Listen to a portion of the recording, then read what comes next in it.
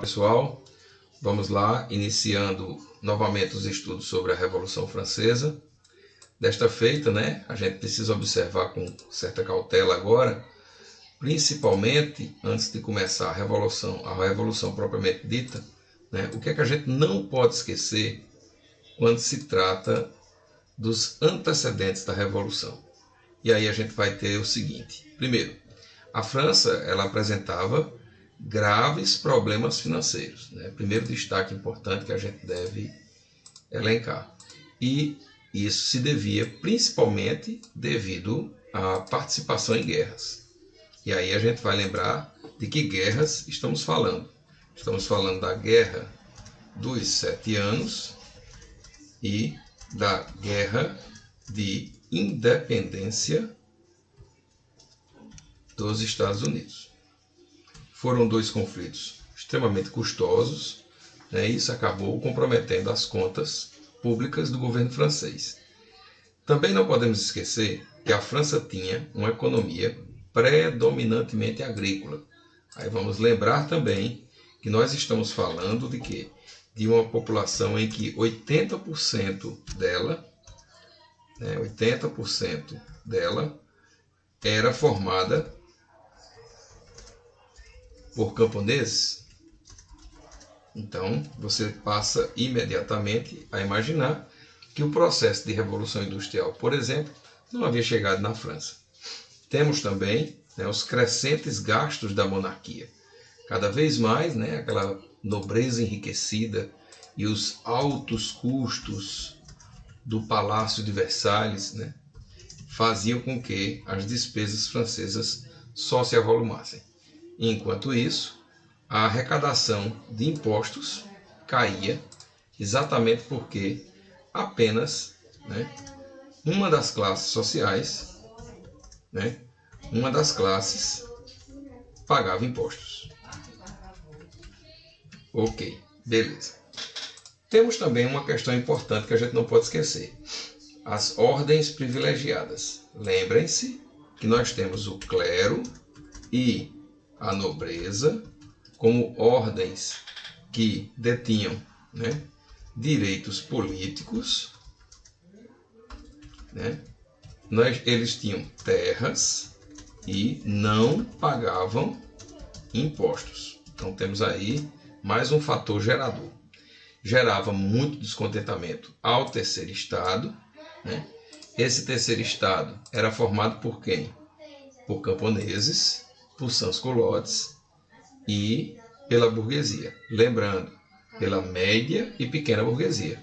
Porque a alta burguesia comprava títulos de nobreza e acabava migrando de classe, também não pagando impostos.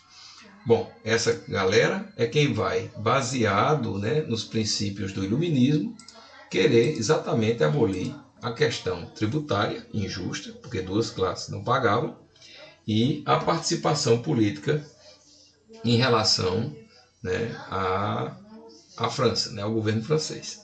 Joia. Temos influência iluminista, e aí lembrando, sempre fazendo aquela conexão com nossas aulas anteriores, lembrar de Voltaire, de Montesquieu e Rousseau. Então, são esses elementos que vão dar à França, em sua revolução, o caráter anti-absolutista e também defensor do livre mercado, ou seja, da liberdade econômica, tão defendida entre eles por Adam Smith. Ótimo. Temos conflitos? Temos. Conflitos sociais eram recorrentes, tanto nas cidades, principalmente com as revoltas urbanas, quanto no campo. E lembrar que essas revoltas no campo, nós chamamos elas de jaqueries, que eram as revoltas camponesas. Então nós temos um clima de instabilidade. E esse clima de instabilidade acaba levando a uma ruptura, a um estopim. E aí a gente vai lembrar novamente que esse estopim está ligado com a convocação da Assembleia dos Estados Gerais, na qual o rei, de última hora, decidiu que os deputados não votariam por cabeça, e que apenas um voto por estado seria suficiente. Isso não foi aceito pela burguesia, que foi considerada prisioneira do processo e Com essa decisão do rei de manter a burguesia prisioneira no Palácio de Versalhes, na sala do jogo de Pella, isso fez com que a notícia se espalhasse pelas ruas de Paris, fazendo com que a Revolução fosse deflagrada em 14 de julho de 1789, com o marco inicial exatamente estabelecido com a queda da Bastilha. E o que é a Bastilha? Aquela prisão política, né, para onde Luís XVI mandava seus inimigos. Pois bem, o problema é que o movimento se propagou pelo país, e aqui eu faço um destaque todo especial às peixeiras de Paris, as mulheres que participaram da Revolução, certo? Invadindo palácios, rasgando cortinas, né? Destruindo os bens e os principais símbolos da nobreza francesa, e tiveram um papel determinante neste processo. Uma vez instaurada esse grande medo, e aí nós sabemos que ele resulta exatamente da falta de controle da Revolução, a gente vai aqui assinalar esse grande medo como um item muito importante, né? É exatamente a propagação da Revolução pelo interior, né?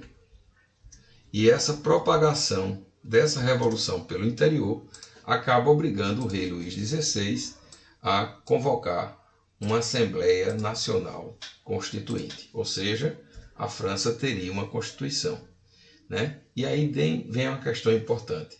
Se a França tem ou vai ter uma Constituição, oficialmente, o que é que isto representa?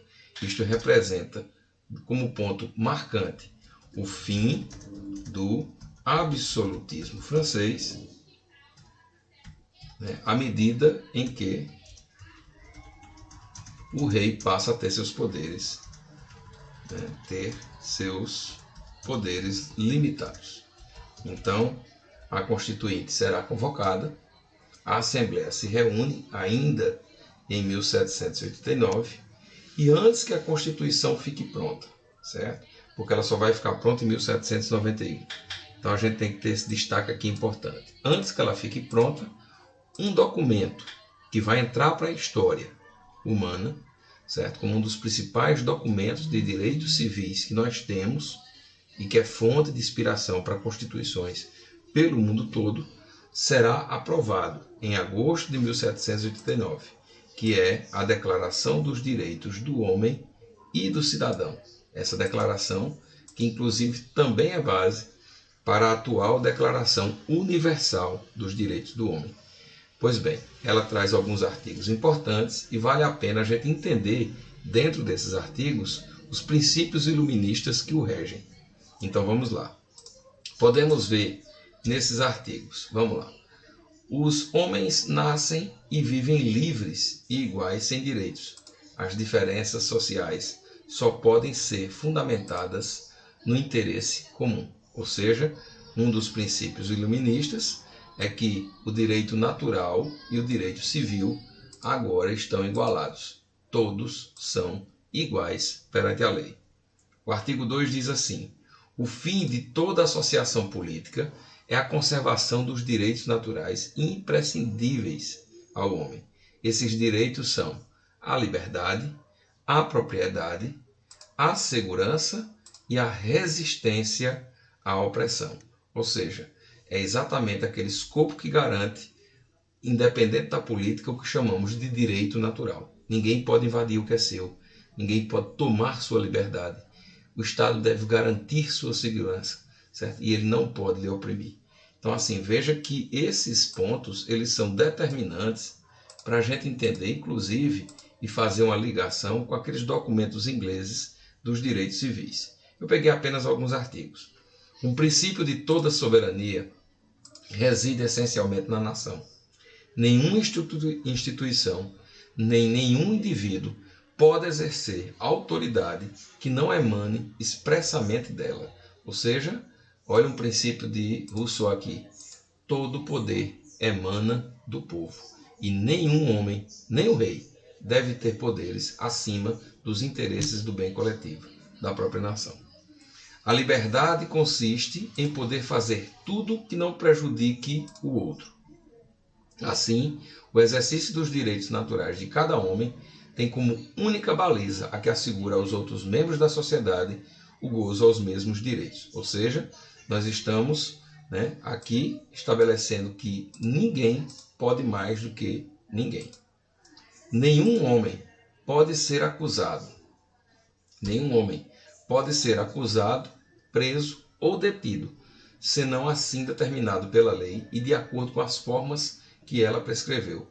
Fim daquilo que a gente chama de prisões arbitrárias, né?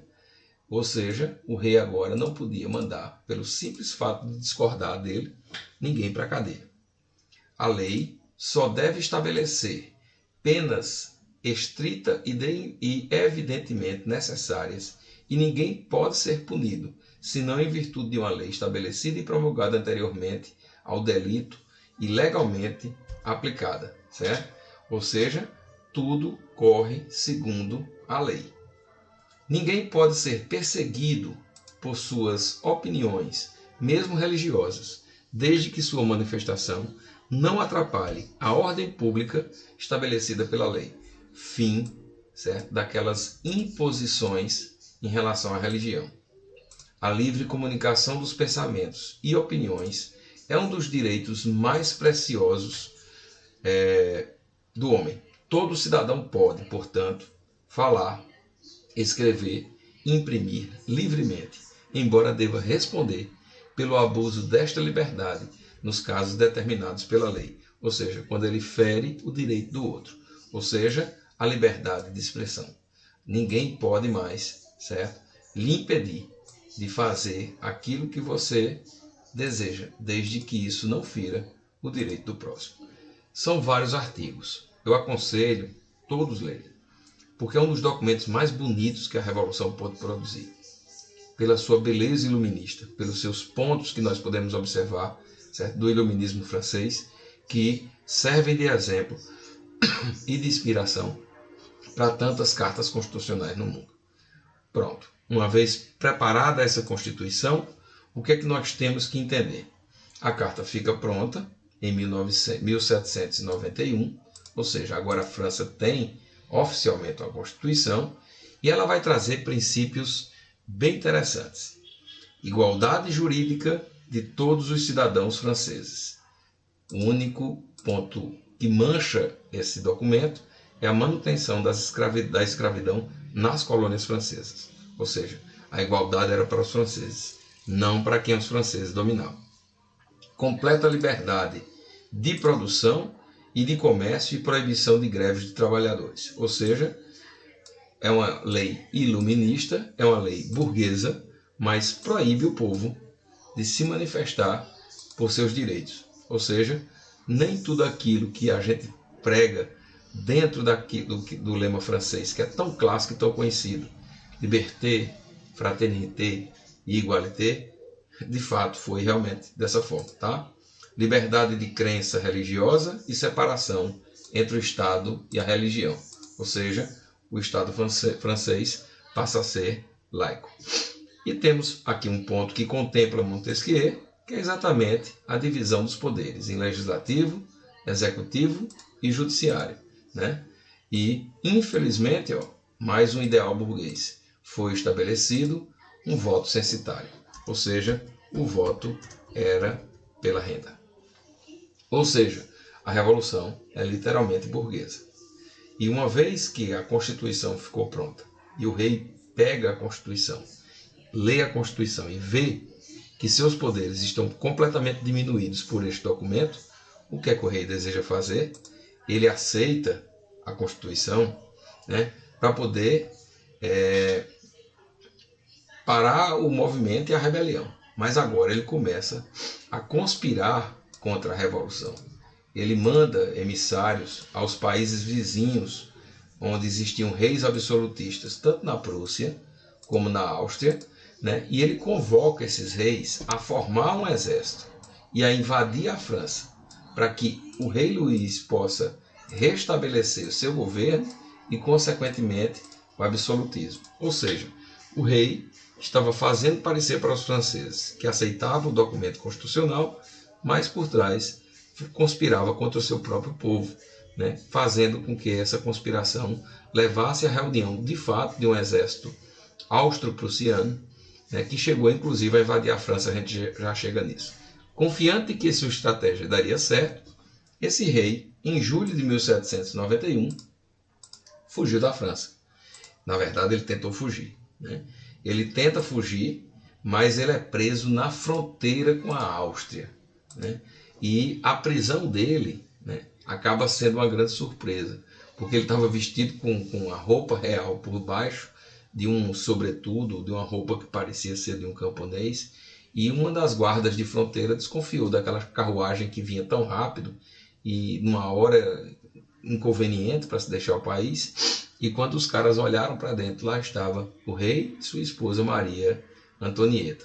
Isso não impediu, de fato, que o exército austro-prussiano invadisse a França, mas isso fez com que o povo acendesse a chama revolucionária, né, que as classes populares se mobilizassem para formar um exército de camponeses, de artesãos e de todos, né, todas as classes francesas, né, pequenos negociantes, pequenos comerciantes, ricos empresários financiaram esse exército e liderados por dois jacobinos, a gente já fala sobre isso, antes de entrar na segunda fase da Revolução, chamados Danton e Marat, que utilizaram uma música chamada La Marseillaise. Eles convocaram o povo francês para lutar contra os opositores.